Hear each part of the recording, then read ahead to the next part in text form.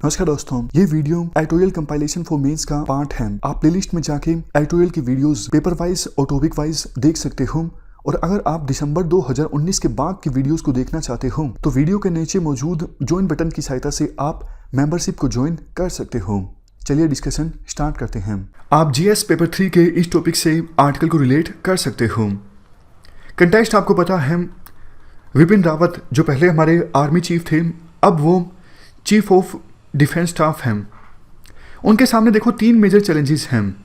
सबसे पहला चैलेंज है सर्विस पैरोक्युलिज्म का।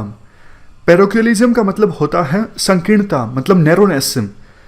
सर्विस पैरोक्युलिज्म का मतलब देखो ये होता है हमारी सर्विस यानी आर्मी अच्छी है या फिर नेवी अच्छी है या फिर एयरफोर्स अच्छी है, इस प्रकार की भावनाएं काफ़ी होती हैं बहुत बार ऑफिसर्स के मन में।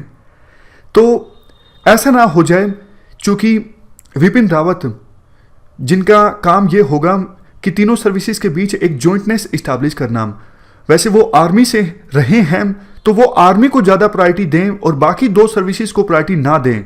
तो अगर ऐसा होता है तो बाकी 2 सर्विसेज में नाराज़गी बढ़ जाएगी।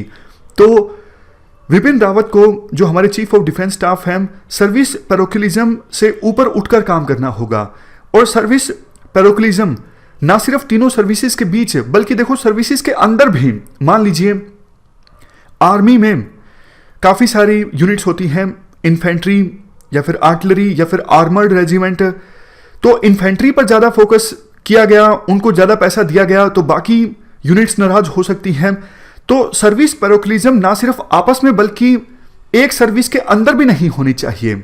अगर ऐसा होता है तभी चीफ ऑफ डिफेंस स्टाफ की जो ये पोस्ट है वो ठीक से काम कर सकेगी। सर्विस पैरोक्युलिज्म से ऊपर उठ के काम करना होगा चीफ ऑफ डिफेंस स्टाफ को।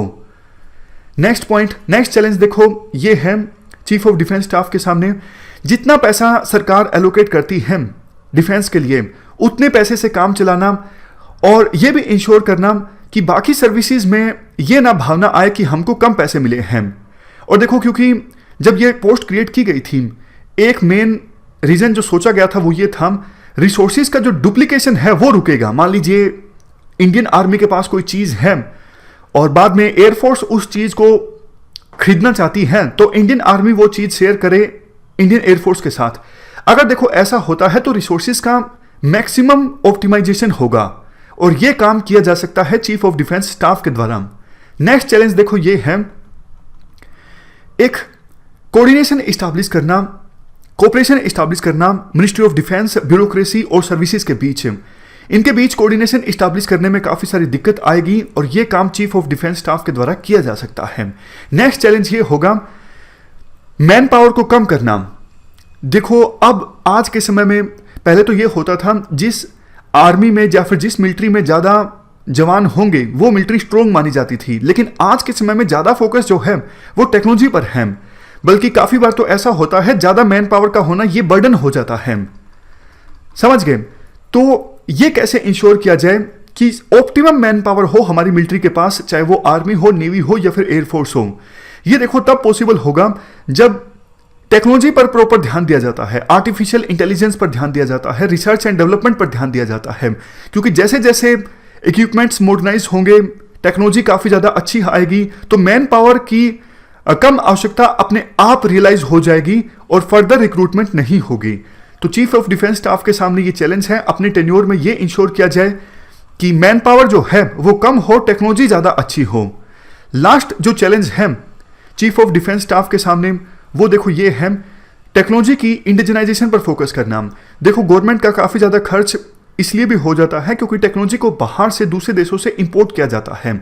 अगर वही टेक्नोलॉजी हमारे देश में अवेलेबल हो तो हथियारों का निर्माण हमारे देश में भी हो सकता है। हमें डिफेंस पर्पजेस के लिए विदेशी फर्म से सहायता लेनी पड़ती है। अगर ऐसी फर्म्स हमारे देश में ही अवेलेबल हो तो बहुत सारे रेवेन्यू को बचाया जा सकता है और उसका इस्तेमाल किया जा सकता है दूसरे पर्पजेस के लिए, डिफेंस में भी और डिफेंस के बाहर भी।